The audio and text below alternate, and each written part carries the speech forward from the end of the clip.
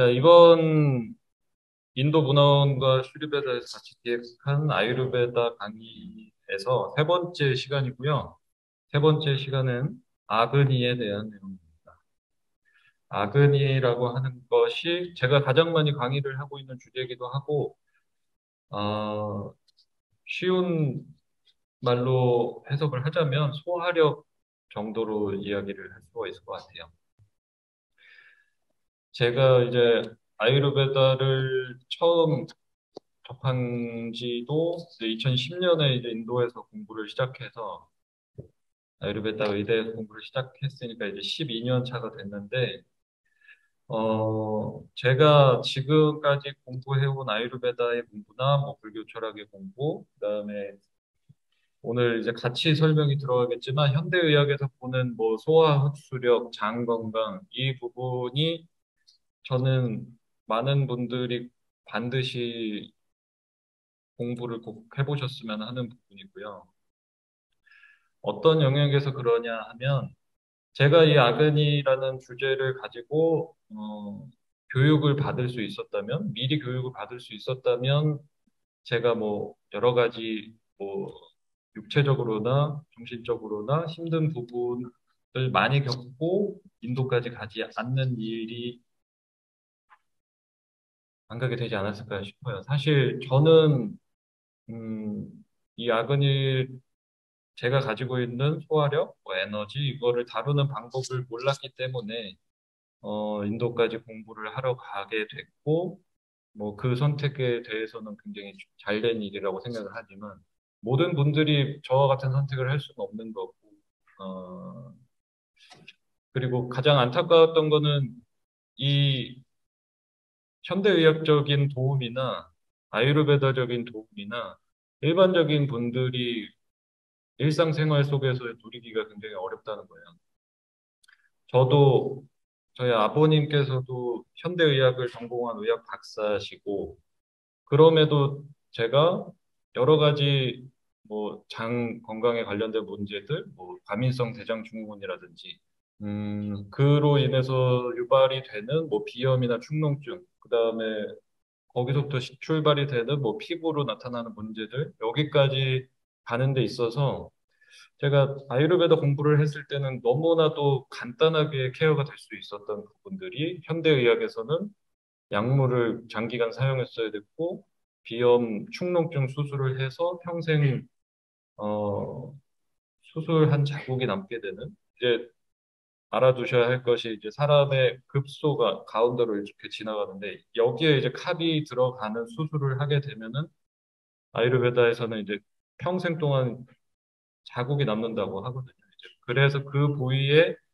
우리가 오늘 배워볼 아근이 관리가 잘못됐을 때 그것이 아마라는 것으로 이어지고 그것은 질병의 씨앗이 되고 우리가 상처를 갖게 되는 부분에 가서 계속 재발을 일으키고 문제가 생기는 거거든요. 이게 질병이라는 것이.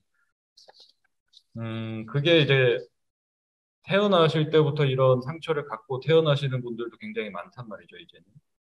특히나 이제 여성분들 같은 경우는 가족력으로서 여기 갑상선이나 유방, 자궁 쪽에 상처를 갖고 태어나신 분들이 굉장히 많고 이런 부분들이 아근이라고 하는 것을 케어를 올바르게 하셨을 때는 그 상처에 가서 문제가 생겨서 이것이 종양이 되고 뭐 악성 종양이 되고 이런 무서운 질병으로 안 갈 수도 있는 부분들이거든요. 저 같은 경우에도 비염이나 축농증 수술을 해서 평생 상처가 남은 상태로 있지 않을 수도 있었던 문제였어요. 이게 교육이 제대로 되었다면 근데 이제 아유르베다 공부를 하고 와서 현대의학 공부도 꾸준히 하고 영양학 공부도 하다 보니 그리고 병원에서 현대의학 병원에서도 지금 근무를 한 지가 6년 차가 됐는데 사실상 시스템상 여러분이 병원을 찾아갔을 때 의사가 앉아서 여러분의 이야기를 차분하게 다 들어주고 원하는 대로 식단을 짜드리고 치료를 이 사람에게 맞게 짜줄 수 있는 시스템 자체가 불가능하단 말이죠. 이거는 의사를 탓할 문제도 아닌 것 같고 대부분의 환자들은 사실상 손대지 말고 치료하라는 걸 원하세요. 병원을 갔는데 내가 잘못한 거에 대한 이야기를 지적하는 거 좋아하지 않거든요. 이거 하시면 안 된다는 걸 좋아하지 않고 약을 주고 수술을 하건 검사를 해서 나를 치료해내라라는 접근으로 하시기 때문에 지금 이제 강의도 해보고 병원에서 근무도 해보고 저도 아파보고 좋아지는 사람들도 보고 현대의학에서 두 손 두 발 다 든 병을 아유르베다적으로 고치는 경우도 보게 되고 아유르베다에서 케어를 하지 못하는 질병이 현대의학의 좋은 의사분을 만나서 케어되는 걸 보면서 결국에는 스스로 공부를 한 상태에서 현대의학을 잘 이용할 수 있는 거 그리고 아유르베다라는 것은 일상생활에서 여러분이 먹고 마시고 생각하고 자는데 생활 습관을 만들어가는데 반드시 꼭 알아두신다면 저처럼 굉장히 힘든 길을 통해서 알아가지 않고도 충분히 케어가 가능한 부분들이 많을 거다라는 이야기를 꼭 드리고 싶었어요. 오늘 이제 강의를 준비를 하면서 진짜로 이 부분을 사람들이 쉽게 접할 수 있는 교육으로 접하신다면 너무 우리가 갖고 있는 문제들이 생각보다 쉽게 고쳐질 수 있는 게 많거든요. 근데 이제 확실한 거는 오늘 여기 자료에 들어간 것만 실천을 해보셔도 여러분이 갖고 계신 뭐 여러 가지 종류의 문제들이 굉장히 큰 효과를 보실 수 있지만 가장 큰 문제는 하기 싫은 게 문제거든요. 어, 여기에 나와 있는 소화력을 증진시킬 수 있는 거, 장 건강을 건강하게 만들 수 있는 거에 포함되는 거는 안타깝게도 가서 뭐 인터넷에서 영양제를 사서 해결이 될 문제, 뭐 숨겨진 약초를 사서 해결될 문제는 전혀 없거든요. 여러분들이 고치셔야 할 생활 습관에 대한 이야기가 굉장히 많단 말이죠. 이거를 고치면 여기저기 병원 전전하시면서 아팠던 거, 문제가 됐던 거, 피부 질환, 특히나 피부 질환, 소화기 질환, 그다음에 소화기에서 유발되는 피부 질환, 뭐 아토피 건선이라든지, 그다음에 이것이 악성 종양으로 가거나 양성 종양이어서 수술을 해야 되는 컨디션들, 이것을 좀 다스릴 수 있는 것들, 그리고 장 건강이 망가져서 오는 우울증 문제라든지, 심리적인 문제까지 또 굉장히 많은 도움을 받으실 수 있지만, 집에 가서 막상 건강하게 먹어야 되고, 양을 조절해야 되고, 아, 간식을 하지 않아야 되고 습관적으로 마시는 걸 줄여야 된다라고 했을 때 실천으로 가시는 분은 거의 없어요. 진짜로 큰 병을 만나지 않으신 분이고서는 돌아가 보시면 하고 싶지가 않거든요. 음, 뭐 이거 해서 뭐가 뭘 부귀영화를 누리겠다고 내가 이거를 이렇게 스님처럼 먹고 사냐라는 생각 때문에 알지만 또 안 하게 되실 거예요. 그래서 가장 중요한 거는 교육도 굉장히 중요하고 나머지는 여러분의 마음 습관에서 출발을 하는 거기 때문에 제가 이제 오늘 드리고자 하는 내용은 꼭 생각을 해두셨다가 언젠가는 실천을 해보신다면 분명히 본인이 갖고 있는 소화력, 건강, 에너지에 도움이 되실 수 있는 부분이라고 자부를 합니다. 이 부분을 저도 돌고 돌아서 현대의학을 지나서 아유르베다 의대를 지나고 아유르베다를 실질적으로 치료 영역에서 실천하는 아유르베다 병원에서 인턴을 하면서 깨닫게 되고 배우게 된 부분이거든요. 자기의 아근이라는 것을 어떻게 다스리는 방법이 있는지 이것을 했을 때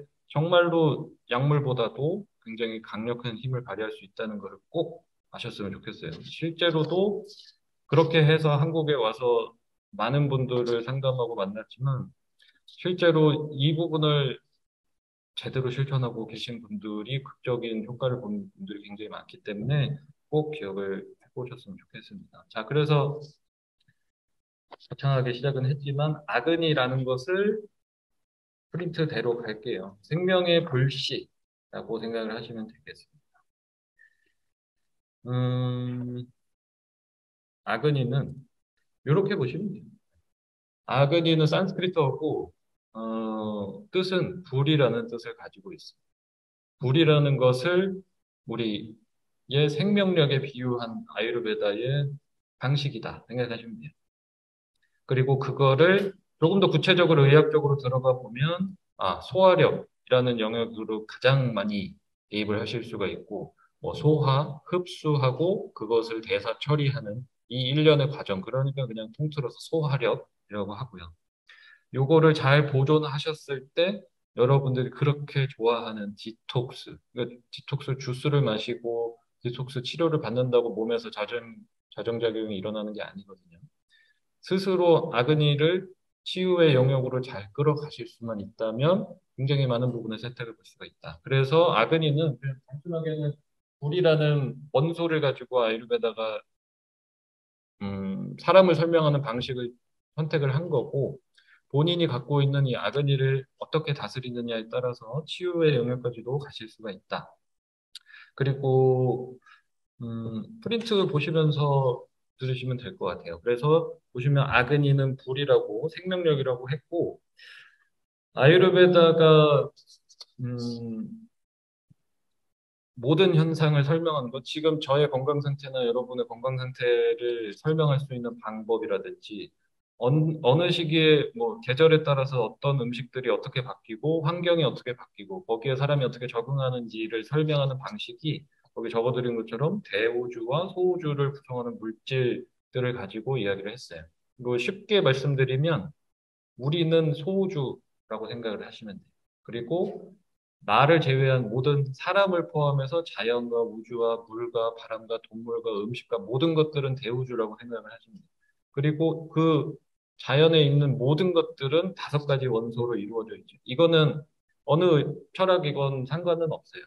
요거는 이제 뭐 아유르베다 철학이나 불교 철학이나 비슷하게 가져가는 거는 지수화 통공 해가지고 공간, 바람, 물, 불, 흙, 이 다섯 가지 원소로 이루어져 있다. 모든 만물이 저도 마찬가지고 여러분도 마찬가지고 이 다섯 가지 원소로 이루어져 있단 말이죠.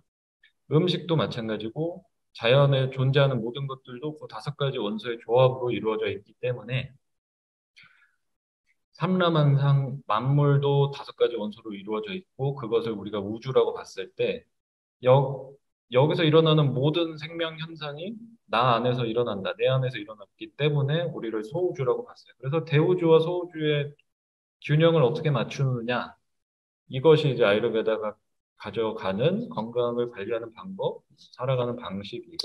그러니까 여름이 되면 봄부터 항상 생각을 해보시면 봄에 일어나는 변화들, 생명이 피어나고 녹색이 피어나고 봄나물도 자라고 그죠? 생명이 피어나고 여름으로 갈수록 뜨거운 태양이 내리쬐고 음식도 바뀌죠. 땅에서 자라는 것도 바뀌게 되고 열이 강하게 내려가고 가을로 가면서 이제는 소멸기로 접어들게 되고 겨울로 가면 낙엽도 다 떨어지고 생명이 이제 소멸하는 차갑게 굳는 이거를 이제 요 사이클을 잘 보시면 계절로 일어나고 있고 여기에 조금 더 쪼개서 들어가면 이게 하루 안에도 일어나고 있거든요. 해가 뜨는 거, 생성의 힘을 가지고 해가 중천에 떠 있을 때 여름에서 가을로 넘어가는 그런 유지하는 기간, 그 다음에 이제 해가 지는 것을 소멸하는 구간, 그 다음에 달이 뜨고 이 사이클을 하루에 반복하고 있고, 그러니까 계절을 보시면 아 이렇게 돌아가고 있고 하루를 봐도 이렇게 돌아가고 이거를 이제 한 사람의 인생으로 보시면 똑같거든요. 애가 태어나서 봄, 여름 정도 태어나서 성장하고 자랄 때 힘이 비슷하단 말이죠. 그때 발생하는 힘이랑 아침에 일어나는 변화랑 우리가 어렸을 때랑 에너지가 비슷해요. 그리고 봄철이 그렇게 비슷하고 뭔가 무거워지고 힘이 생기는 요 기간. 그 다음에 우리가 막 무럭무럭 자라서 4, 50살까지 계속 자라진 않잖아요.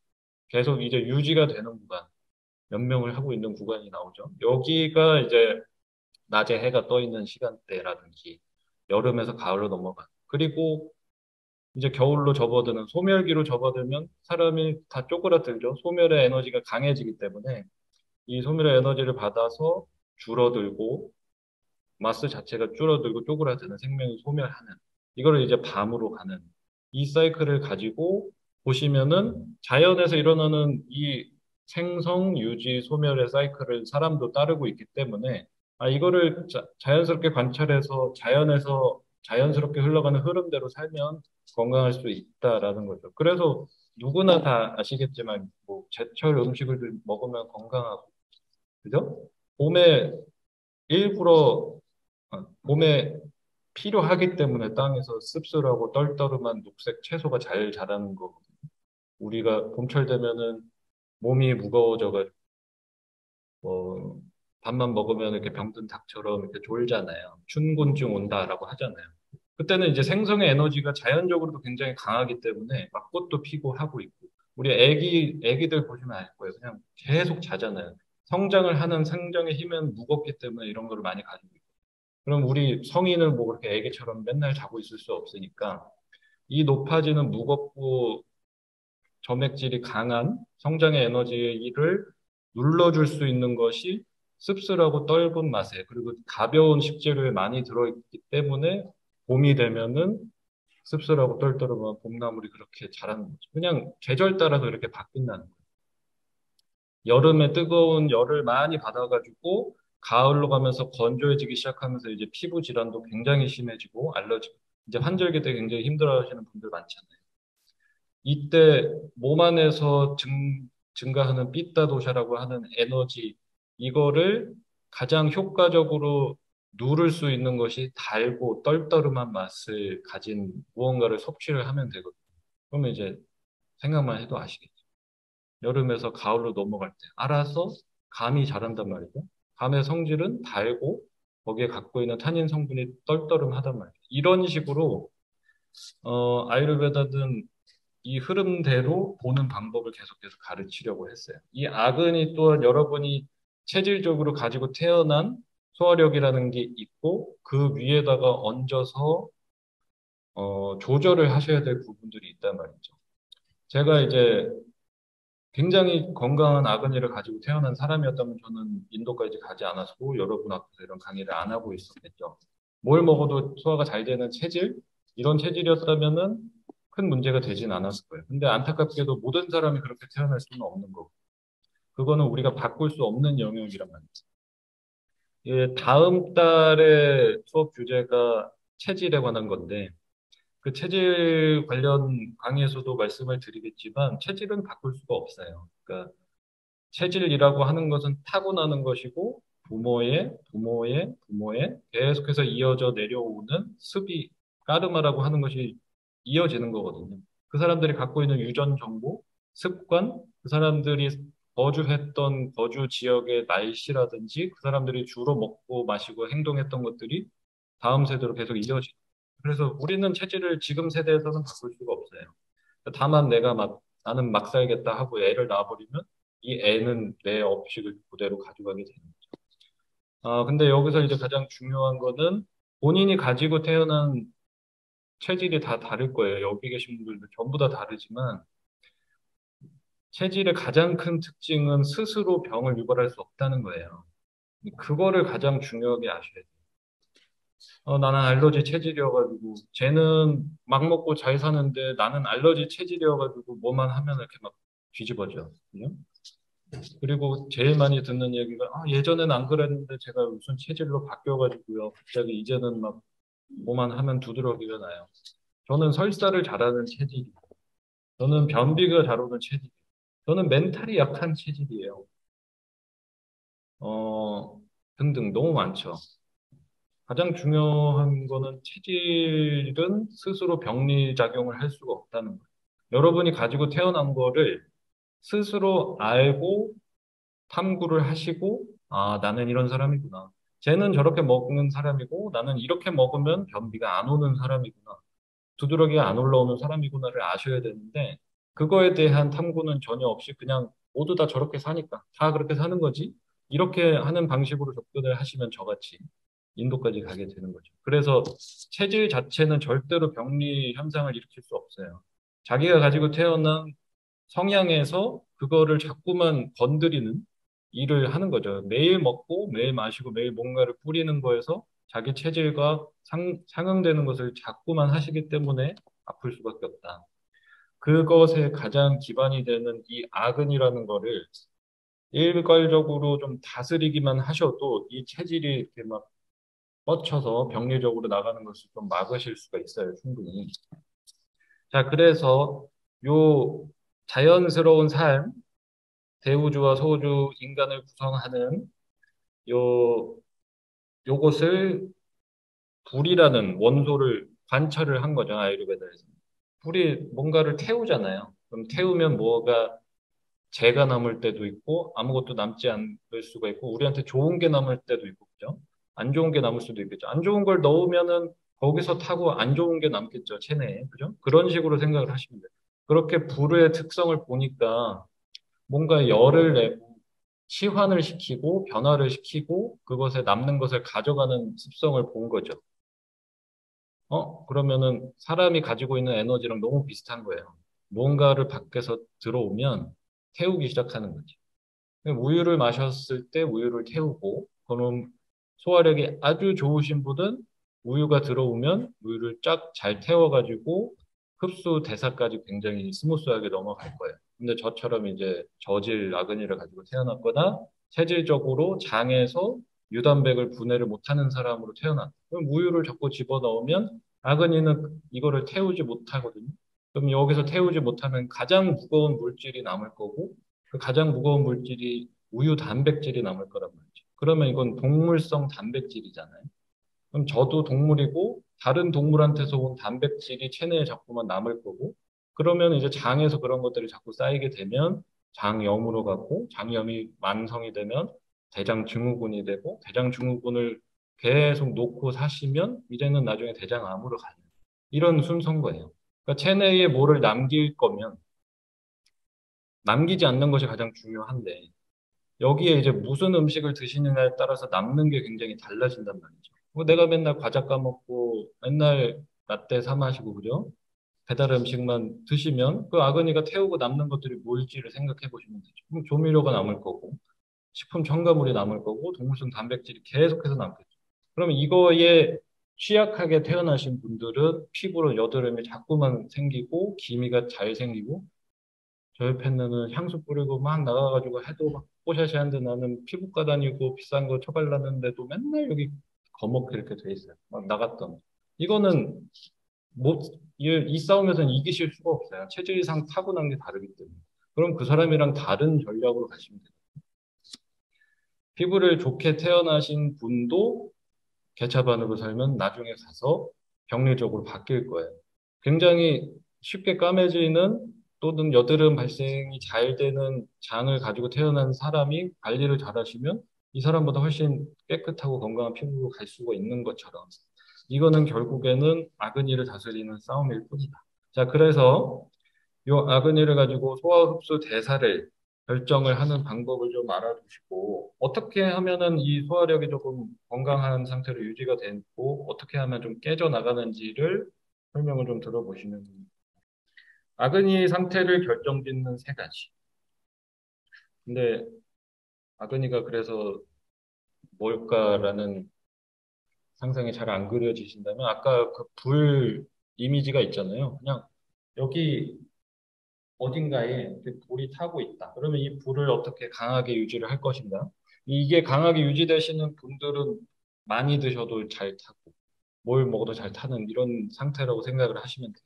그러니까 면역력이 올라갈 수밖에 없겠죠. 잘 태우면. 그런 이유는 외부에서 들어오는 것들에 반응을 잘 할 테니까. 아그니는 불이고 생명력이고 소화 흡수 대사고 소화 흡수 대사는 음식만 하는 거는 아니에요. 음식만은 아니고 바깥에서 들어오는 모든 거를 우리 아그니가 처리한다고 생각하시면 되거든요. 그러니까 입으로 들어오는 것도 처리를 하겠죠. 입으로 들어오면 아그니가 처리를 할 거고 두 번째로 가장 중요한 것도 피부에도 똑같이 아그니가 있어요. 그러면 피부에 있는 아그니는 어떤 거를 바르느냐에 따라서 달라지겠죠.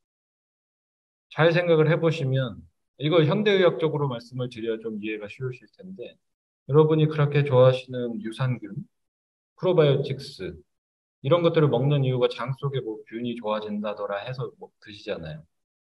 먹어도 좋아지진 않지만. 그 요거트 그렇게 먹고 유산균 그렇게 사 먹고 프로바이오틱스 사 먹고 이것도 안 되니까 프리바이오틱스 사 먹고 이것도 안 되니까 세 개 다 섞인 것도 나오고 막 하죠. 근데 아무도 안 좋아지잖아요. 요것들을 먹는 이유는 장 속에 있는 균들이 건강해지면 밖에서 어떤 음식을 집어넣었을 때 그 균들이 음식을 다 소화를 시키는 거거든요. 그러니까 장 건강을 그렇게 바꾸는 컨셉이에요. 이게 아유르베다가 애초에 이야기를 했던 아그니를 건강에 보존하는 방법이거든요. 이것처럼 똑같은 균종들이 여러분의 피부에도 있단 말이죠. 여기 두피에도 있고 얼굴에도 있고 몸에도 피부에도 다 똑같은 박테리아들이 있어요. 그러면은 무엇을 발라주고 사느냐에 따라서 얘네의 환경이 달라지겠죠. 이거를 약하게 갖고 태어난 친구한테 입욕제를 써서 닦아주고 그 샤워 타올을 가지고 애 등을 벅벅 문질러 대시고 거기다가 먹지 못하는 화학 제품을 등에다 쩍쩍 발라주시고 이런 섬유유연제 그득한 옷을 입고 애가 입기 시작하면 근데 애가 아그니를 약하게 가지고 태어났다. 면역력이 약하게 태어났다. 그 이 친구가 가진 유산균의 균종이 약하다.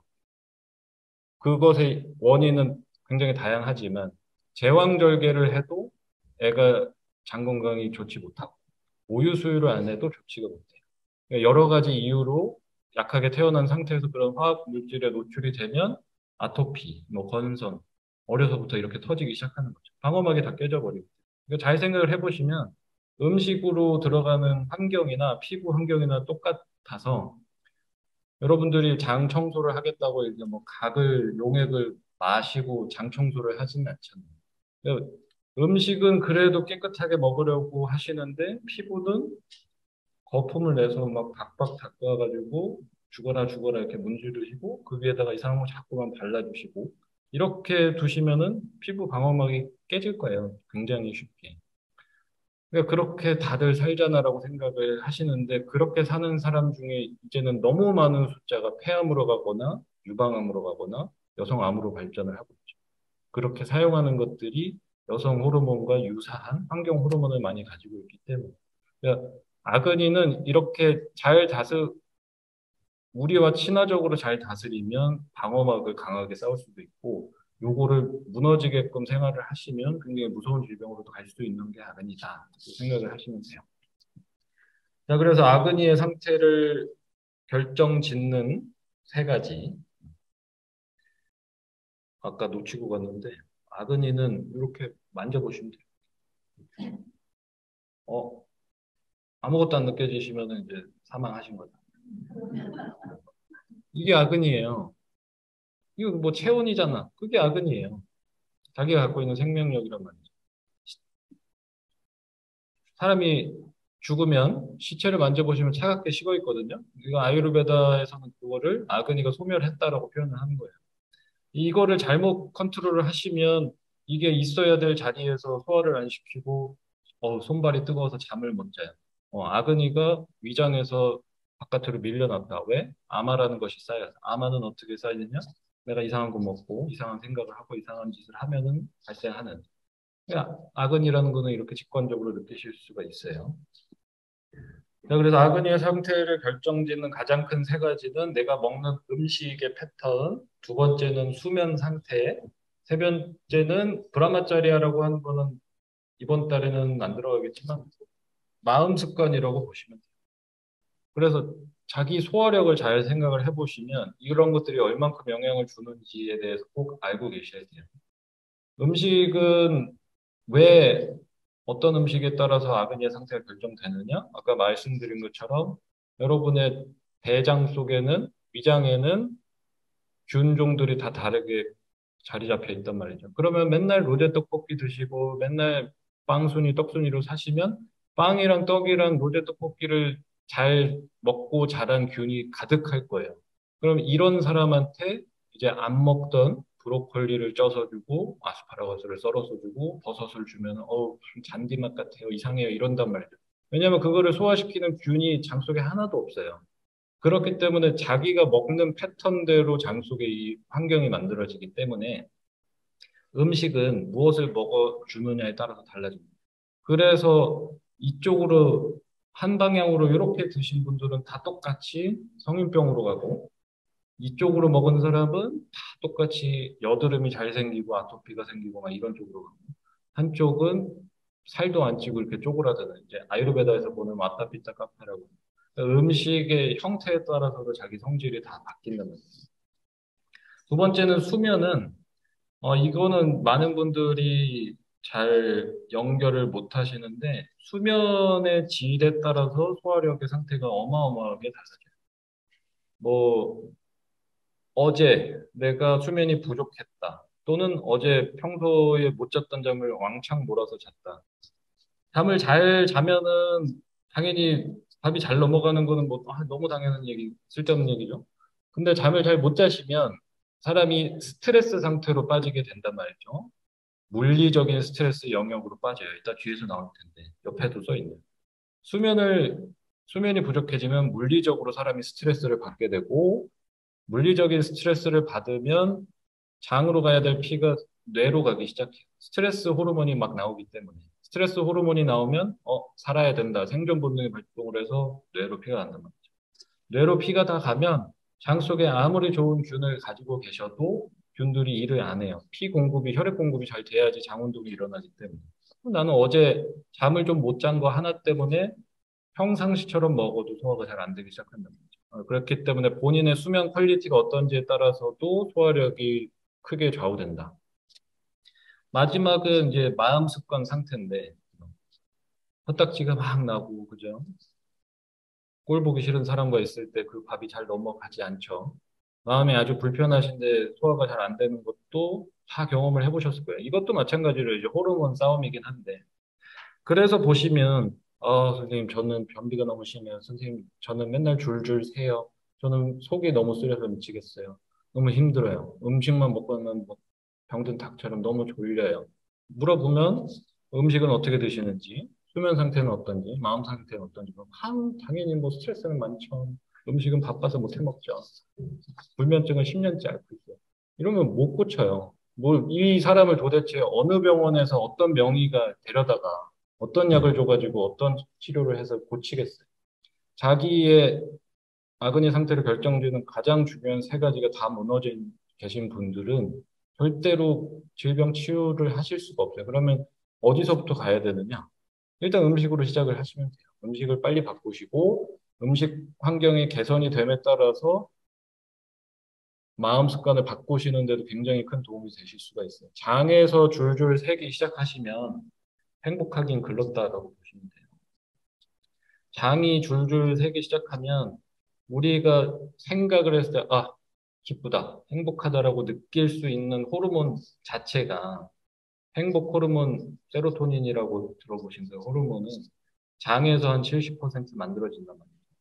아무리 건강하고 행복하려고 생각을 하셔도 먹으면 줄줄 새시는 분들은 호르몬 자체가 분비가 안 되기 때문에 행복할 수가 없다. 그래서 현대의학에서도 똑같이 얘기를 하고 있어요.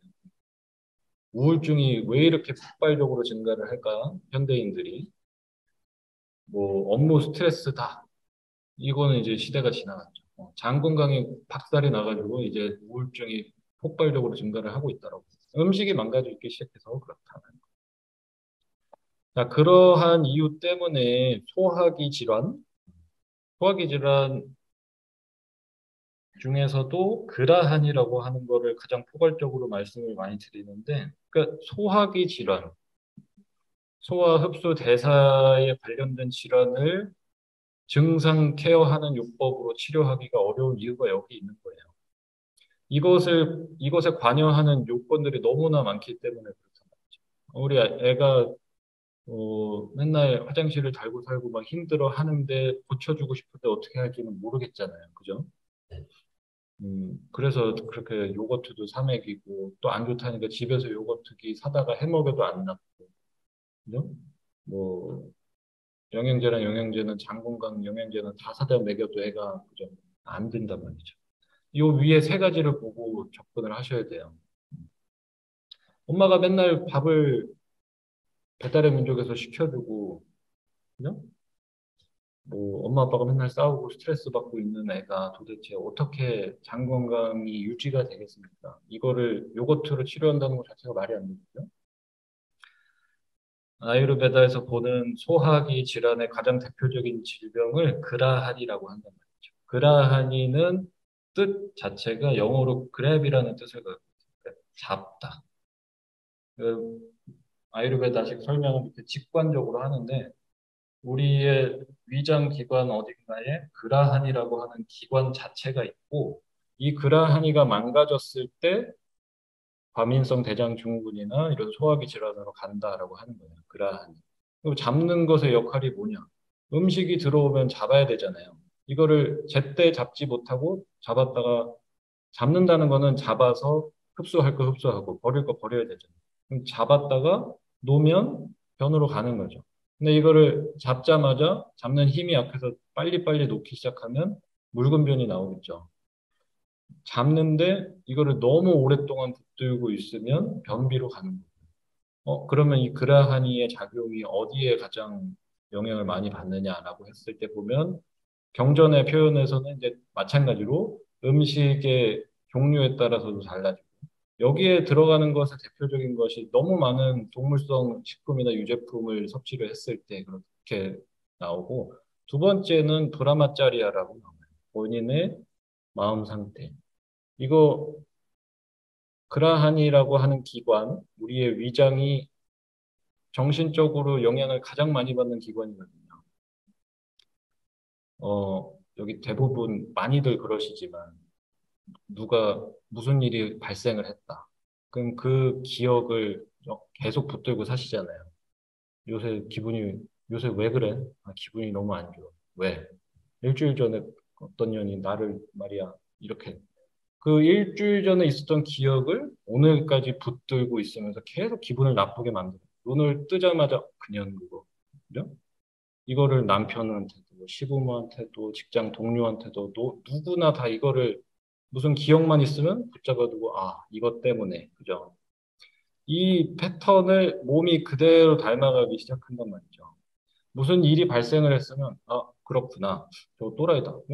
난 잘 살아야지. 이렇게 가셔야 되는데, 그거를 가지고 이제 주구장창 떠들고 책을 쓰고 하면은 내려놓기. 그죠? 알아차림, 내려놓고 이런 책을 쓸 수가 있는 거예요. 그럼 무슨 일이 발생만 하면 그걸 꽉 붙들고 안 나요. 그럼 자기 성격 기질이 되거든요. 이걸 보통 한 15년, 30년씩 쥐고 있어요. 모든 사람들이. 어렸을 때 내가 이런 트라우마가 있어가지고 나는 되게 예민한 사람이니까 너 나한테 이러지 마. 자꾸 울타리 치는 거죠.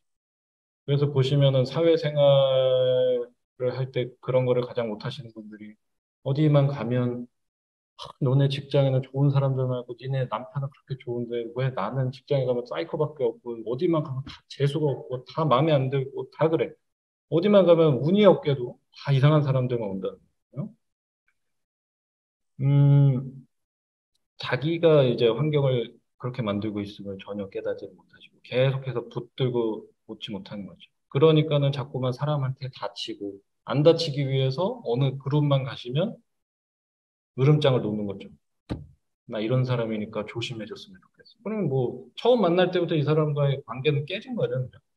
난 이런 거 굉장히 싫어하는 사람이야. 조심해. 이렇게 시작하시는.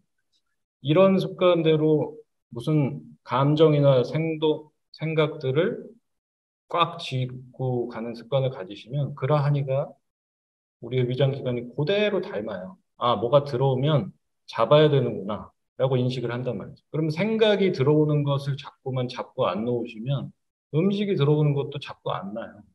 그래서 가장 크게 스트레스를 심하게 받으시는 분들이 변비를 심하게 앓기 시작하는 게 오면 안 놓거든요. 빨리빨리 놓는 연습을 하시는 거예요.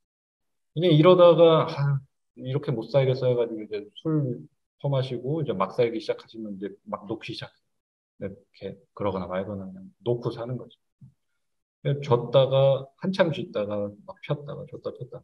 이렇게 해서 이제 그라니가 마탱이가 가면 과민성 대장 증후군으로 가는 거예요. 변비가 왔다가 물 걷다가 변비가 왔다가 물 걷다가 아수라장이 되는 거죠. 그러니까 이런 부분들을 현대의학 병원 가가지고 의사 선생님 앉혀두시고 제가 20년 전에 트라우마를 시작해가지고요. 직장에 이런 일이 있고요. 저는 평상시에 이런 음식을 먹고요. 이런 얘기를 들어주실 의사 선생님 안 계시거든요. 시스템상 불가능해요. 그리고 어차피 처방이 나갈 수 있는 거는 뭐겠어요? 지사제 아니면은 관장약 아니면 그죠? 소화제 아니면 제산제 선택지가 없어요. 이 사람을 붙들고서는 이 사람의 인생을 바꿔줄 수 없단 말이죠, 의사가. 그러니까 결국에는 자기가 빨리 캐치를 해서 시작을 하셔야 되는 영역이라서 소화기 질환을 가지고 계시고 거기서부터 유래해서 문제를 많이 갖고 계신 분들은 대중요법으로 접근하실 생각을 하시면 안 된다는 거예요. 이거를 고쳐보겠다고 자꾸 유튜브 보시고, 이거 저도 해당되는 얘기라서 뭐라고 말씀을 못 드리겠는데, 이런 걸 보시면서 어떻게 고칠까? 그 자기가 하셔야 되는 영역이거든요. 어디 나와가지고 의사 선생님들 모아놓고서는 밥상 짠 해가지고 1시간 동안 떠든 다음 짠 해가지고 비밀 해가지고 RTG 뭐 오메가 RTG 뭐 이런 거 그러면은 다 나 없어서 못 써. 그냥 이런 거에는 그만 휘둘리셔야 돼요. 그런 거에는 휘둘리시면 안 되고 아까 말씀드린 것처럼 요 세 가지를 가지고 이제 뒤에서 나올 부분도 생각을 꼭 해보고 실천의 영역으로 넘어가야 된단 말이죠. 결국에는 여기서 그래 그래 그래 그랬다가 집에 가면 하기 싫어. 이렇게 된단 말이죠. 그렇기 때문에 결국에는 실천의 영역으로 넘어가셔야 되고 반강제적으로라도 실천을 좀 해보시면 반드시 다스릴 수가 있어요. 그거를 염두에 두시고요. 음, 자, 아까 다 설명은 했어요. 아그니와 아마에 대해서. 아그니라는 거는 이제 우리가 가지고 있는 소화력이라고 봤을 때, 아그니를 망치는 습관을 가지고 계시면, 아그니를 망치는 습관은 뒤에서도 또 나올 거고요. 내 소화력을 망치는 습관을 가지고 계시면 자꾸만 뭔가를 태우지 못하고 남기 시작한다. 그러면 그것이 남는 것이 모든 질병으로 퍼져나갈 수 있는 씨앗이 되는 아마도샤라는 것으로 발전을 한다. 아마도샤는 현대의학에서도 굉장히 관심 있게 보는 영역이에요. 이걸 가지고 논문을 쓸 정도로 거기서는 메타볼릭 톡신 해가지고 대사 독소라고 얘기를 했어요. 그러니까 본인이 생활을 하면서 만들어내는 대사 과정에서 남은 결과물이 독소로 작용을 할 때 이것이 암으로 가는 질병의 씨앗, 면역 질환을 유발하는 거, 뭐 관절염을 유발하는 거, 피부염을 유발하는 거 다양하게 간다고 보고 있죠. 자, 이런 거는 이제 음식을 잘못 조합해서 먹는 습관이나 수면 장애나 수면 부족, 스트레스 가장 크게는 운동 안 하시고 이렇게 가시면은 고치기가 어렵다. 잘못된 음식의 조합 같은 경우에는 저희 그 슈리베다 유튜브 쳐가지고 잘못된 음식의 조합 하면은 영상 가장 조회수 높은 거 찾아서 보시면 돼요. 1시간짜리 라이브 한 게 있는데 굉장히 많은 분들이 모르고 계시는 것들이 너무너무 많기 때문에 잘못된 음식의 조합에 대해서는 좀 생각을 해보셔야 돼요. 가장 대표적으로 항상 뭐 수업마다 말씀을 드리는 게 유제품을 가장 주의해서 드셔야 되는데 유제품에다가 과일을 같이 먹거나 유제품에 녹색 채소를 같이 먹는 것들이 이제 현대인들이 가장 많이 하는 실수거든요. 무슨 소리냐면 요거트랑 과일이랑 먹지 마시는 거예요. 유제품이랑 과일이랑 먹으면 소화 흡수 대사를 거치지 않고 그냥 바로 대사 독소로 넘어가요. 그러면 요거트에다가 과일을 넣거나 샐러드에다가 치즈를 뿌리시거나 샐러드에 요거트 드레싱을 뿌리시거나 요거트를 그냥 먹으면 또 심심하니까 딸기를 넣어가지고 요거트 스무디, 딸기 스무디를 드시거나 이런 것들 다 포함되는 거예요. 그래서 유제품을 잘못 먹기 시작하면 대사 독소가 아주 아주 많이 쌓이게 되실 거다. 그리고 뭐 이런 거랑 특징적으로 가장 잘못하고 있는 것들이 꿀을 열에 가해서 먹는 거, 꿀을 뜨겁게 먹는 것도 바로 대사 독소로 넘어가요. 설탕이 몸에 안 좋다고 그래가지고 막 이렇게 요리하는데 꿀 넣어가지고 지지고 볶고 하시면 그거 그냥 다 독소 드시는 거랑 마찬가지예요.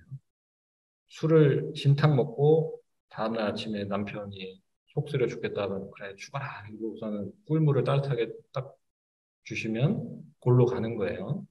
그렇기 때문에 그런 것들을 대사독소를 유발하는 가장 특징이다. 그래서 현대인들의 삶의 특징을 딱 보시면은 이 암화가 너무 쉽게 쌓일 패턴으로 가요.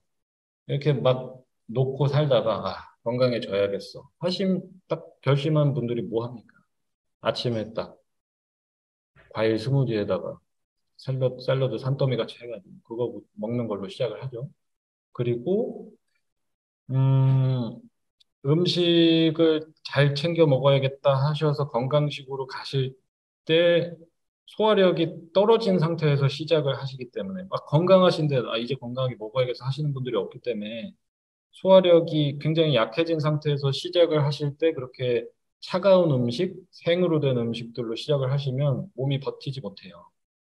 그러니까는 무작정 건강식은 샐러드고 과일 주스고 막 과일 많이 먹어야 되고 이렇게 가시니까 하루 이틀 하시다가 몸은 더 차가워지고 변은 더 안 좋아지고 하시니까 포기를 하신단 말이죠. 그래서 소화력에 친화적으로 시작을 하시는 것이 굉장히 중요해요. 열을 생각해 보시면 되죠.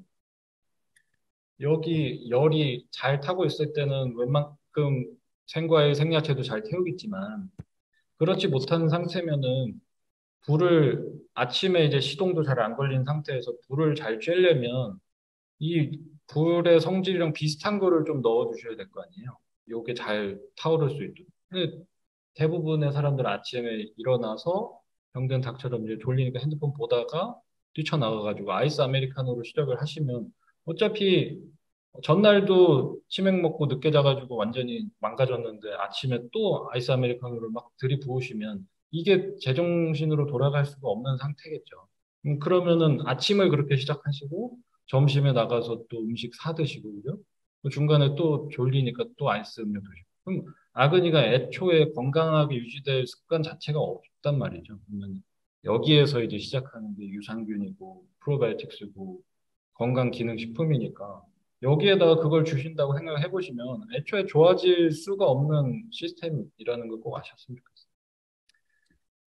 아마가 쌓였을 때의 대표적인 증상은 피로감이고 설사, 뭐 복부, 팽만, 가스 차는 게 가장 큰 크고요. 혀만 봐도 사실 잘 보여요. 설태가 껴있다. 그러면 아마의 사인으로 잘 볼 수 있어요. 여드름이 나오거나 관절염으로 이어진 상태. 이런 것들이 대표적입니다. 그리고 이제 가장 무서운 거는 독성 배고픔이 만들어지기 시작한다는 거죠. 아마가 쌓이고 혀에 코팅이 되기 시작하고 위장에 대사독소가 쌓이기 시작하면 여러분이 먹으면 안 되는 것들을 계속 땡기게 만들 거예요. 아그니는 원래 생리적으로는 필요할 때 필요한 걸 당기게 만드는 굉장히 과학적으로 요구를 한단 말이죠. 그래서 사람이 지칠 때, 피곤할 때 달달하고 기름진 걸 먹으면 이 스트레스가 일으켰던 산화 스트레스가 이렇게 달고 기름진 거에 의해서 쫙 내려간단 말이에요. 그럼 막 기분이 좋아요. 이 사람이 또라이라서가 아니라 그냥 과학적으로 인간이 그렇게 시스템이 됐단 말이죠. 고구마를 먹는데 김치가 땡겨요. 너무 과학적인 거예요. 그냥 이 뻑뻑한 기름기가 없는 단맛이 확 들어오니까 낮춰줄 수 있는 매운 거, 자르는 거 이런 게 당긴단 말이죠. 그래서 건강하신 분들은 욕구대로 먹으면 돼요. 고기가 땡기면 고기 드시면 되고 뭐가 땡기면 이렇게 드시면 된단 말이죠. 근데 애초에 아무런 패턴 없이 사시는 분들이 그냥 마구 살면서 정제 탄수화물, 정제 단백, 동물성 단백질 많이 드시면, 그러니까 뭐 빵, 떡, 그다음에 흰쌀, 흰국수 이런 거 좋아하시고 달달한 거 좋아하시고 가공식품 좋아하시면 이제 아마가 쌓이기 시작할 거고요. 당뇨가 있는데 관절염이 있는데 당 수치가 올라가는 음식을 끊지를 못해요. 그걸 자꾸 원하게 만든단 말이에요. 그래서 아마가 쌓입니다. 이런 것들이 이제 아마의 가장 무서운 점이다. 그래서 암화를 효과적으로 태워낼 수 있는 방법은 요 세 가지예요. 지르나, 히타, 미타라고 하는 세 가지인데, 요거를 기억해서 꼭 실천을 해보셨으면 좋겠는데, 지르나라고 하는 거는 소화가 마무리된 상태를 유지하시는 거예요. 소화가 된 상태를 유지하는 거예요. 네. 이거를 제일 못 하실 거예요. 그러니까 뒤에 거부터 설명드리면, 히타라고 하는 거는 아까 말한 것처럼 장에 유익한 음식으로 아이템을 바꿔주시는 건데 이것도 뭐 바로 안 하실 것 같아서 밑단은 양을 조절하는 거예요. 과식하지 않는 거고. 근데 가장 중요한 거는 이 지르나라고 하는 거예요. 지르나라고 하는 거는 소화가 된 상태를 유지하는 시간을 주시라는 거예요. 근데 100명 중에 99명은 그 상태를 경험해 보지 못하고 죽는다고 하거든요. 왜냐하면 좀만 비면 느으니까. 그죠? 입이 심심해요. 친구 만났어요. 제가 이거 좋은 거라고 줬어요. 그죠? 티타임, 뭐, 후식 배는 따로 있어요. 그죠? 뭐, 오만 가지 이유로 쉬는 시간을 안 준단 말이죠. 쉬는 시간만 주셔도 그렇게 원하는 디톡스가 알아서 잘 일어나는데, 이거 우리나라에서는 검사를 안 했지만 미국에서는 성인 남녀 조사했을 때 죽을 때까지 미국 사람 얼마나 많아요? 그 인구의 거의 한 7, 80%가 태어나서 죽을 때까지 소화가 된 상태로 유지해서 디톡스가 일어나는 구간을 들어가지 않고 죽는다는 거예요. 음. 그 시간, 거기에 있는 이 타임이 여러분의 삶의 퀄리티랑 수명을 결정하는 골든 타임이라고 하거든요. 현대의학에서도. 굉장히 중요한 부분이에요. 여기까지 설명하고 잠깐 쉬었다 갈 텐데, 우리의 몸은 그래서 언제 가장 효율적으로 암화를, 톡신을, 염증을 제거하는가? 정답은 안 먹을 때예요, 안 먹을 때. 가만히 계시면 돼요, 가만히. 작작 먹고 가만히 있으면은 좋아질 수 있는데, 가만히 있으니 불안하고 초조하니까 자꾸 뭘 마시고 먹고, 그죠? 가만히 있으니까. 그리고 또 좀 건강하게 먹는다 그러면은, 운동도 안 하시면서, 단백질은 어떻게 해요, 선생님? 이런 식으로. 그러니까 일단은 좀 작작 먹는 습관부터 들이셔야 된다. 첫 번째는 우리 인간은 이렇게 소화 흡수 대사 과정을 거쳐가요. 뭔가를 음식을 먹으면 아나볼릭 페이즈라 그래서 여기에서 흡수를 해가는 시간대가 필요하단 말이죠. 음식을 먹고 보통 평균적으로 한 두세 시간은 요 시간대로 들어가요. 그리고 모든 흡수가 끝나고 나서 처리할 거 처리하고 나면 카타볼릭 페이즈로 들어간단 말이에요. 뭔가를 태우기 시작하는 구간. 이때 염증, 톡신 제거를 하는 시간이에요. 이 시간대로 접어들게 하시는 것이 핵심이다. 오토파지 효과랑 똑같은 거죠. 지금 오토파지 효과에 대한 이야기를 하려고 하는 거예요. 이 아그니를 다스리는 방법이 현대의학에서 이야기하는 암 치료에도 쓰는 오토파지 효과에 대한 이야기예요. 이렇게 보시면은 글루코스 커브라고 해서 음식을 먹으면 기분 좋아지는 수양이죠. 또 당 수치 올라가서 기분이 반짝 좋아요. 그리고 떨어지기 시작하게 자연스럽게 소화가 되니까. 그러면 건강한 습관을 가지고 계신 분들은 여기에서 아무런 느낌이 없어요. 당이 떨어졌다고 해서 뭘 먹어야겠다는 생각을 안 하는 거예요. 왜냐하면 이때 당이 떨어지고 나는 순간부터 디톡스 기간으로 들어가는 보내야 하는 거예요.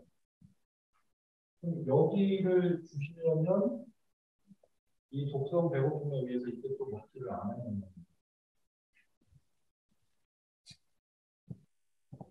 당 수치가 올라갔으면 글루코스 커브가 올라갔다가 내려갔을 때 당이 떨어지자마자 음식을 먹는 습관들, 자주 먹고 마시는 습관을 가지시면 절대로 디톡스로 못 들어간다는 걸 아셔야 되고, 디톡스가 다 끝나고 나서 또 안 드시면 내 몸에 있는 거를 태울 거 아니에요. 내가 가지고 있는 에너지를 태우기 시작하면 안 되니까 그때 비로소 진짜 배고픔, 이제 먹어야 된다라는 사인을 보내는 거죠. 근데 이제 여기 계신 분들의 90%도 이렇게 살고 계실 거예요. 먹고, 당 떨어진다. 불안해, 초조해, 짜증나. 또 먹고, 또 먹고. 그죠? 그러니까 계속 바시락바시락 되면서 막 젤리 꺼내 먹고, 초콜릿 꺼내 먹고, 떡 꺼내 먹고, 그죠? 커피를 계속 홀짝홀짝 먹고. 영원히 디톡스가 일어나지 않을 거예요. 소화력은 영원히 좋아지실 일이 없어요. 올라가면 이게 음식의 종류가 이렇게나 중요한 게 이렇게 완만한 곡선을 그리면서 자주 먹는 것도 건강에 아주 안 좋은데 대부분의 사람들은 굉장히 높은 곡선을 그렸다가 추락한단 말이죠. 정제 탄수화물을 좋아하시는 분들은 그렇게 돼요.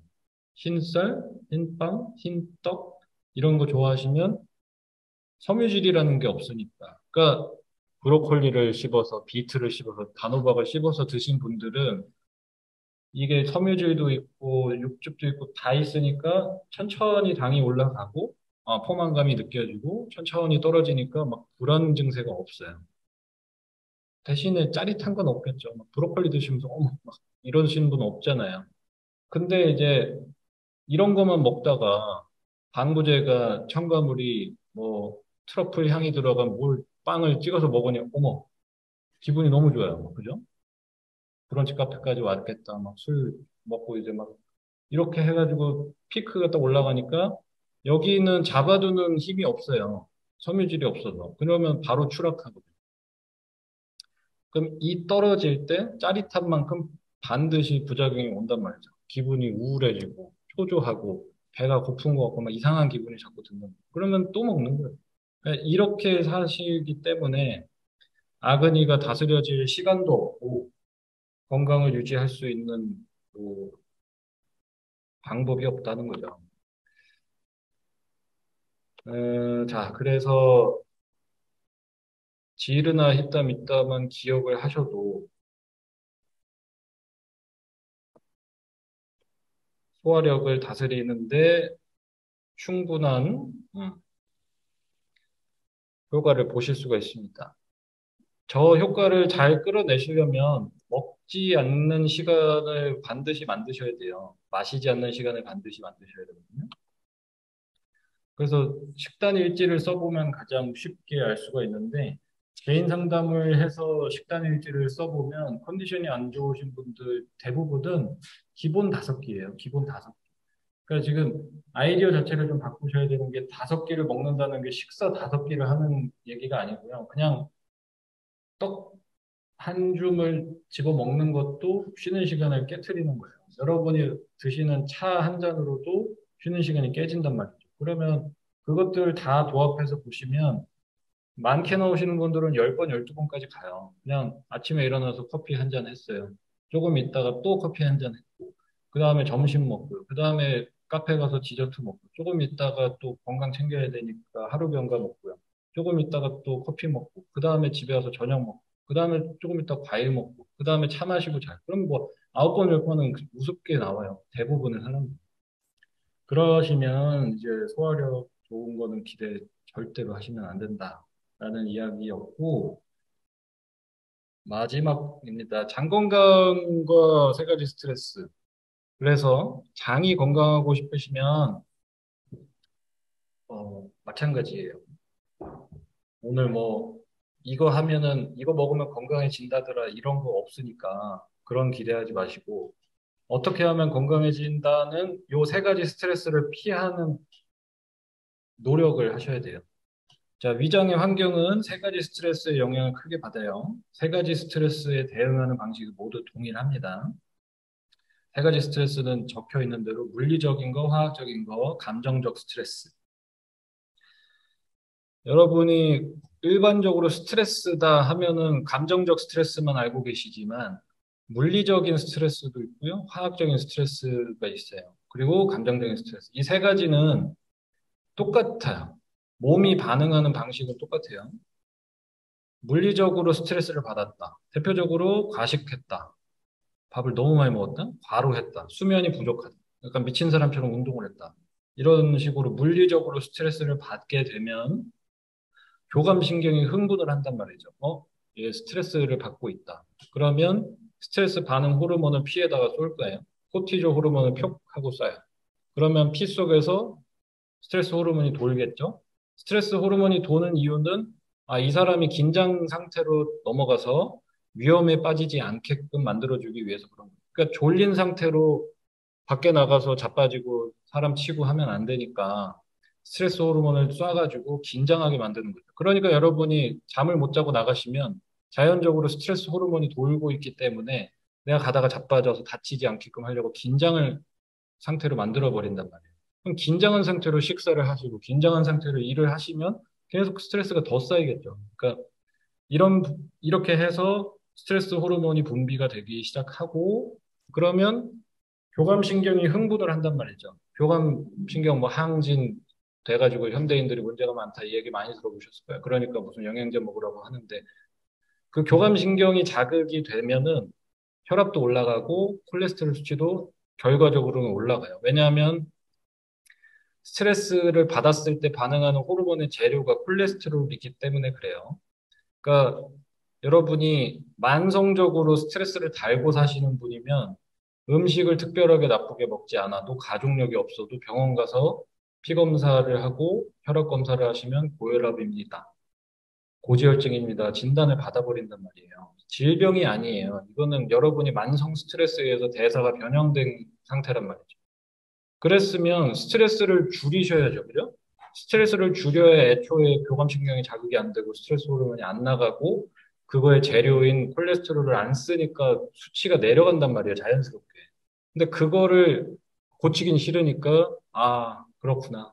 나도 뭐 당연히 나이 드니까 고혈압, 고지혈 오는구나. 그 약을 또 먹기 시작해요. 그러면 2차적으로 화학적 스트레스를 몸에다 주는 거죠. 약물을 먹으니까. 여러분이 스트레스 받아가지고 혈압을 마구마구 높이고 혈관이 좁아지니까 죽지 마라 그래서 막 펌핑해가지고 살라고 혈압을 열심히 높여놨더니 그러니까 내가 음식을 잘못 먹어서 혈관이 두꺼워지고 고지혈증이 오고 막 몸이 건강하지 않으니까 혈압을 막 올린단 말이죠. 살라고. 이제 올려놓는데 병원 가서 체크하고서는 고혈압이에요. 그래서 약을 먹어버리면 나는 열심히 높여놓으면 약을 먹어서 갑자기 내려버리고 그럼 위험하니까 몸은 다시 올린단 말이죠. 그러니까는 고혈압약, 고지혈증 약은 평생 먹는 약이라는 오명을 쓰는 게 치료제가 아니에요. 여러분이 원인을 제거를 안 하시면 낮아지면 안 되지. 안 되지니까 계속 올릴 거란 말이에요. 그래서 약으로는 누구도 치료될 수 없어요. 자, 그래서 스트레스는 이렇게 반응을 하고 만성적으로 스트레스가 가시면 대사가 바뀌기 시작하실 거예요. 그러면 이제 성인병, 면역질환, 뭐, 암, 이런 걸로 간다라는 걸 아시면 돼요. 자, 그래서 물리적인 스트레스를 받았을 때는 아까 말한 것처럼 스트레스 상태가 되면은 장으로 혈액 공급이 안 되거든요. 그럼 장에 있는 것들이 멈춰서 일을 안 해요. 그렇게 되면은 소화가 안 되겠죠? 그러면 물리적 스트레스에 의해서 소화력이 망가진다. 그러면 이거를 주의하시면 되잖아요. 안 하실 분들도 많겠지만. 아, 이런 거 말고요, 선생님. 예? 그런 거 말고 좀 하나 뭐 사서 먹으면 되는 거 없어요. 이렇게 맨날 가니까, 그죠? 왜냐하면 나는 바쁘니까. 그, 언제쯤 시작하실지 모르겠지만, 대부분 그렇거든요. 성공하면, 승진하면, 이사 가면, 애 대학 가면, 뭐 하면 할 거야. 알아. 아는데, 근데 나는 바빠서, 근데 나는 너랑 달라서, 근데 나는 회사가 너랑 달라서, 근데 나는 이러니까 이렇게 할 거야. 영원히 안 하죠. 이 얘기도 맨날 드리지만, 알아. 아는데, 하시는 분이 결과가 더 안 좋아요. 야, 몰라. 그런 얘기 나한테 하지 마. 난 그냥 살 거야. 하시는 분들은 그 말 하시는 분보다 훨씬 건강하게 사세요. 그냥 놓고 살면 되거든. 그럼 잠도 잘 자고. 근데, 알아. 그렇게 해야지. 맞아, 맞아. 맞는데. 이거를 쥐고 사시는 분들은 더 스트레스 받고 사시거든요. 그냥 차라리 놓으세요. 그냥 놓고 사시든지, 할 거면 하든지, 안 할 거면 안 하는 게 낫다. 스님들이 맨날 말씀해 주시거든요. 아는 데에 속뜻은 싫다다. 그러니까, 안다는 사람한테 아무 얘기도 하지 말고, 알아요. 자, 건강히 드세요. 과식하지 마시고, 소화가 된 상태로 유지하는 것을 가장 중요하게 생각하세요. 음식을 오늘부터 바꾸세요. 알죠. 아는데. 거기서 끝나야 돼요. 오케이. 알겠습니다. 그러면 변화할 수가 없기 때문에 준비된 상태로 건강하게 바꾸시는 분 아무도 없어요, 이 세상에. 공평한 인생을 사시는 분 단 한 분도 없고요. 다 억울한 게 있고, 다 문제가 있고, 다 있어요. 자기가 가지고 있는 컨디션에서 최선을 다하는 게 웰빙으로 가는 길이지, 모든 게 행복하게 이루어졌을 때, 모든 사람이 나한테 잘해줄 때, 로또 됐을 때 행복해질 수 있는 사람은 없죠. 그렇게 역사상 그런 인물이 없었잖아요. 그러면 그 인물이 내가 될 거라는 생각을 빨리 버리시고, 오늘부터 바꾸시면 된다. 화학적인 스트레스는 이제 현대에 와서 추가된 스트레스죠. 옛날에는 없었어요. 경전 쓰이던 시절에는 없었어요. 그래서 꼭 업데이트가 되어야 되는 거예요. 화학적 스트레스가 노출이 가장 많다. 폐암이 가장 많이 늘어난 이유, 여성암이 가장 많이 늘어난 이유로 화학적 스트레스를 꼽고 있습니다. 화학적 스트레스는 우리의 면역 반응이나 호르몬 체계에 가서 교란을 일으켜요. 호르몬이 뭐냐 하면 여러분의 몸에서 메시지를 주고받는 화학 물질로 이루어진 메신저예요, 호르몬이. 지금 보시는 것처럼. 아, 지금 이런 반응이 이런 스트레스 받았다. 피에다가 호르몬을 쏴요. 그럼 메신저가 왔다 갔다 한단 말이죠. 피에다가 화학 물질로 된 뭔가를 쏴줘요. 아, 지금 생리를 할 때가 됐다. 생리 주기가 됐다. 임신을 했다. 소화를 시켜야 된다. 잠을 자야 된다. 호르몬 싸움이거든요. 자야 되니까 멜라토닌을 분비하고 이런 식으로 호르몬 싸움이란 말이죠. 근데 그 호르몬은 화학 물질로 이루어져 있어요. 자, 이거를 잘 생각을 해보시면 뇌랑 뭐 자궁이랑 이렇게 주고받고 있었어요. 메시지를. 유방이랑 여기랑 위장이랑 뇌랑 신호를 주고받고 있었단 말이죠. 화학 물질을 쏴가면서. 근데 바깥에서 유사한 호르몬이 자꾸 들어가요. 소위 말하는 환경 호르몬, 유사 호르몬, 내분비계 교란 물질이 자꾸 들어와요. 그러면 착각을 일으키기 시작하거든요. 어? 내가 지금 생리 때가 돼서 생리를 해야 되는데 바깥에서 다른 화학 물질이 유입이 돼요. 유사한 호르몬이. 그러니까 신호가 다르게 가기 시작하거든요. 생리를 할 때가 됐는데 생리를 안 해요. 임신 준비를 열심히 하는데 임신이 절대로 안 되고, 그죠? 생리통이 너무 극심해지고 양이 너무 많아지고 날짜가 왔다 갔다 하고 이런 것처럼 소화가 너무 더디게 되고 너무 빨랐다가 바깥에서 자꾸만 메신저를 교란시키는 것들을 넣어준단 말이죠. 근데 이게 세 군데를 루트를 통해서 들어오고 세 군데. 첫 번째는 입으로 들어오는 거고 음식을 통해서 호르몬 유사한 게 들어오는 게 가장 많은 게 유제품에서 이제 많이 들어오겠죠. 왜냐하면 소한테 호르몬을 맞춰서 키우니까 건강해야 되고 젖을 많이 짜내야 되고 닭한테는 주사를 맞춰가지고 알을 많이 낳아라 산란 촉진제를 맞추고 호르몬을 유입을 하는 거죠. 그리고 동물 복제가 안 된 상태로 닭장에서 스트레스 받고 학대를 받아서 달걀이 나오니까 그 안에 닭이 가지고 있던 코티졸, 스트레스 호르몬이 다 들어요. 그죠? 이런 식으로 유제품이나 뭐 계란이라든지 이런 동물성 식품에서 호르몬 유입이 가장 많아졌어요. 그래서 잘 아시다시피 뭐 미국이라든지 우리나라보다 이런 거를 소비를 빨리 많이 하는 나라들은 성조숙증이 굉장히 심해지고 그죠? 뭐 미국 사람들 보면은 막 10대인데 벌써 발육이 장난이 아니죠. 외부에서 자꾸 들어오니까. 이제 이런 사람들이 3, 40대 넘어가기 시작하면서 벌써 여성 암으로 가기 시작. 그러니까 음식에서부터 이렇게 심하게 영향을 받기 때문에 음식은 항상 주의를 하셔야 되고요. 동물성 식품은 먹으면 안 된다라는 얘기가 절대로 아니에요. 드실 거면 퀄리티가 좋은 거, 동물 복지가 된 거, 호르몬 첨가되지 않은 거 다 명시되죠, 요새는. 그러니까 밖에서 저렴한 가격대의 음식을 계란이 들어가고 우유가 들어가고 육고기가 들어간 것을 드시면 그런 퀄리티의 것을 먹을 수가 없겠죠. 항생제를 맞지 않고 산란 촉진제를 맞지 않은 계란은 풀어놓고 키운 항생제 안 들어간 계란은 한 알에 1,000원이에요. 그러면은 토스트 가게에서 토스트가 2,000원인데 만들 수가 없죠. 수지가 안 되죠. 그러면 어떤 계란을 쓸까? 어떤 우유를 써서 라떼를 만들까라고 생각을 해보시면 답은 다 나오는 거예요. 자, 나머지 두 가지는 피부를 통해서 들어오는 화학물질. 이것도 제일 많죠. 여러분 좋아하는 청결제 가장 많아요. 이런 호르몬 교란제는. 그리고 가장 무서운 게 이제 그거죠. 데오도란트, 향수. 여기 굉장히 위험하죠. 여기에 호르몬 기관이 이렇게 무섭게 있는데 여기다가 계속 케미컬로 바르고 닦고 뿌리시면 얼마나 무서운 일이 일어날지는 그래서 그런 일들이 가장 많이 일어나고 있는 거기도 하고요. 그 다음에 이제 코를 통해서 유입되는 호르몬 결합 물질 이것도 굉장히 심각해졌어요. 네. 코를 통해서 화학 물질이 들어온다. 가장 많이 들어있는 거 디퓨저, 샴푸, 린스, 향수, 방향제 이런 데 다 들어가 있거든요. 그런 거 어떻게 하고 살라는 거야 도대체라고 하지 마시고 잘 찾아보시면은 하는 방법은 다 있습니다. 오늘은 이제 장 건강에 대한 이야기니까 입으로 들어오는 화학 물질부터라도 차단을 꼭 해보시면 도움이 될 거고요. 마지막으로는 이제 감정적 스트레스예요. 그래서 세 가지 스트레스에 의해서 아버니가 이제 장 건강이 망가지는데 말씀드린 것처럼 감정적인 스트레스는 본인이 만들어낸 습관일 뿐인 것을 꼭 아셨으면 좋겠어요.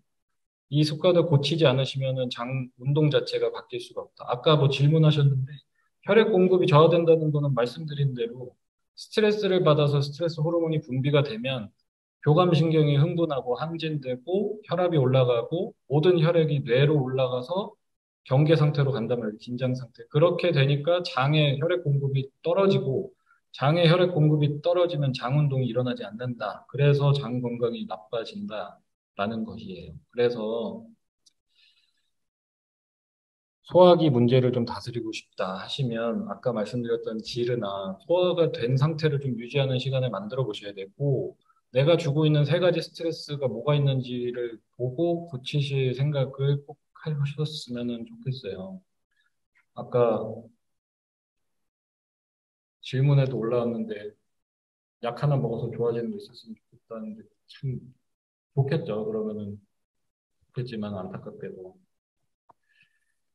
운전이나 건강이나 잘해야 본전이에요.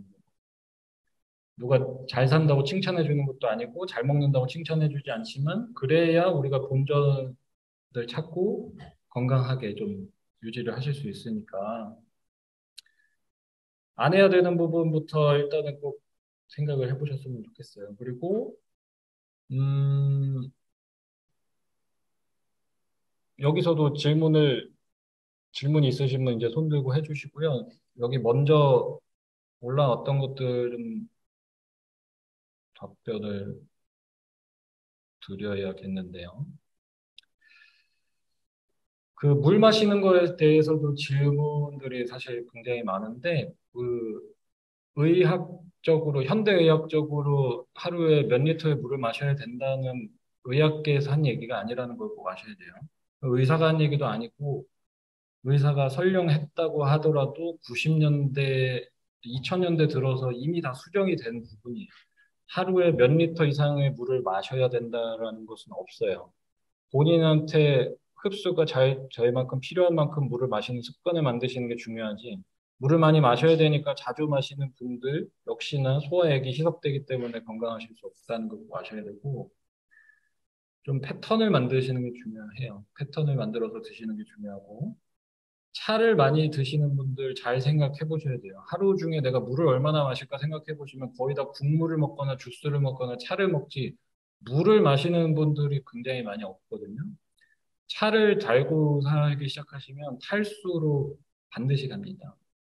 차를 내려서 물을 끓인 거를 드시면 그것을 희석하기 위해서 몸에서 물을 더 가져가기 때문에 장기적으로 탈수로 빠질 염려가 있어요. 탈수로 가면 뭐 물 마시면 되지가 아니거든요. 영양소 다 뺏기고 면역력이 떨어져요. 그래서 잘 생각해 보시면은 차를 마시는 동물은 인간밖에 없어요. 그래서 그게 건강이랑은 도움이 되는 습관이라고 생각 버리시고 물을 드셔야 되고요. 성장기 아이들의 경우는 먹고 싶을 때 먹게 놔두시면 돼요. 본인이 어렸을 때부터 유튜브 틀어주고 배달 음식을 먹이는 게 아니다. 아마가 이미 발생하지 않았다면 아이들은 성장기에 있을 때는 먹고 싶을 때 먹이는 게 맞습니다. 혈압약을 먹으면서 좋은 음식을 적당하게 배고플 때 먹는 것은 큰 의미가 없는 게 아니라 혈압약을 드시고 계시다면 스트레스를 줄이시고 음식 개선을 하시면 자연스럽게 잡히기 시작할 거예요. 그러면서 담당 의사 선생님과 상의를 해서 내가 식단을 고치고 있고 스트레스 관리를 하고 있으니 내 혈압이든 당 지수든 모니터링을 해줘서 약을 좀 줄여봤으면 좋겠다라고 상의를 하시는 것이 가장 현명한 거예요. 그냥 무작정 끊어버리고 안 좋아졌으니까 의사한테 책임져라 이렇게 하시면 안 되고 본인의 약 처방된 거는 그 상태에서 받은 거기 때문에 처방한 대로 드시고 그 다음에 자기가 스트레스 관리, 식단 관리 하시고 의사한테 꼭 얘기를 하세요. 이렇게 줄여 가보고 싶다. 그러니까는 체크를 좀 해달라고 하시면 다 해줍니다. 아이가 성격이 예민해가지고 저녁에만 밥을 먹고 싶어 한다면은 그 원인 제거를 빨리 해줘야겠죠. 뭐 때문에 마음 습관이 벌써부터 그렇게 힘들지. 천연 아로마를 향수로 만들어 뿌리는 것도 위험해요. 그다음에 미따 같은 경우는 조절된 양이라는 뜻이어서 배부르게 먹지 않는 습관입니다. 물은 냉수, 온수 선택에 제한이 없느냐? 냉수를 드시면 좋은 거는 여름철에 더울 때 말고는 없어요. 그거를 꼭 아시면 좋겠어요. 아까 말씀드린 것처럼 본인의 소화력을 보시고 체크를 하시면 돼요. 내 소화력이 일정치가 않는 사람이거나 좀 약하신 분이 차가운 물을 넣으면 이거를 또 데우기 위해서 아그니가 일을 해야 되거든요. 그러니까 마찬가지로 생과일이랑 생야채로 소화력 달래기를 시작해 버리시면 생야채가 들어오면 차갑죠? 그다음에 생으로 들어왔잖아요. 그러면은 아그니가 이거를 요리를 해서 먹어야 된단 말이죠. 그럼 여기다가 에너지를 되게 많이 써야 돼요. 그러니까 아플 때는 그렇게 드시면 절대로 안 되고요. 차가운 물도 당연히 안 되겠죠. 그러니까는 왜 아프면 도대체 죽을 먹었을까를 생각을 해보시면 소화력이 약하기 때문에 밖에서 소화력이 할 일을 먼저 하는 거예요. 물을 많이 넣고 오랫동안 끓여서 형태가 다 퍼졌잖아요. 그렇게 되면은 여기에 이미 열 에너지가 많이 발생을 해서 소화를 시켜놨기 때문에 먹으면 편하단 말이에요. 그러니까 그런 생각을 가지셔야 돼요. 자꾸 자기가 갖고 있는 소화력을 보존하는 습관이 뭘까를 생각을 해보시면 어렵지가 않거든요. 아팠을 때 죽을 먹는 이유는 바깥에서 아그니가 할 일을 아그니를 켜가지고 한 거잖아요. 근데 그거를 차가운 걸 그대로 넣었다고 생각하시면 나는 지금 감기 나아야 되는데 뭐 면역력 좋아져야 되는데 암 치료를 해야 되는데 내가 음식을 소화시키는데 에너지를 다 뺏기시면 힘들겠죠. 그러니까 대표적으로 음식을 먹었는데 무겁게 가라앉는다. 그러면은 즉각적으로 아시면 돼요. 음식의 에너지랑 아그니 에너지 싸움에서 아그니가 지면 먹고 나면 퍼지는 거예요. 그러니까 내가 항상 음식을 먹고 나면 이렇게 퍼진다. 그러면 맨날 맨날 아그니랑 음식 싸움에서 지고 있다는 거를 아시면 돼요. 그러면 여기서 지고 있기 때문에 거기에서 남는 물질이 체내에 남고 있다를 아시면 돼요. 근데 내가 가족력적으로 암, 질병, 장질환 뭐 이런 거 있다. 그러면 되게 주의를 하셔야겠죠. 자, 그래서 이렇게까지 마무리를 하겠습니다.